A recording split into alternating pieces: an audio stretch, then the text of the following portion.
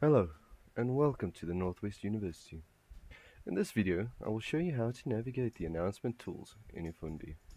The tool is frequently used by lecturers to do exactly what the tool says: announce important event that will occur, such as a test or an assignment, but it isn't limited to those two examples. First, we will navigate to the announcement tool to get started. Look on the left-hand side for the tab that says Announcements and click on it. This will open up the announcement window. From here, we can see all the different announcements that have been published. To view a specific announcement, you will need to click on the title of the announcement for it to open.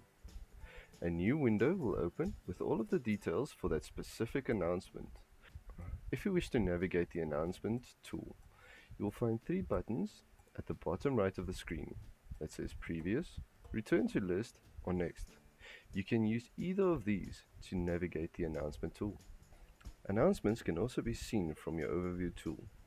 To view this, just go back into Overview and look on the right hand side. Thank you for watching and have a wonderful day.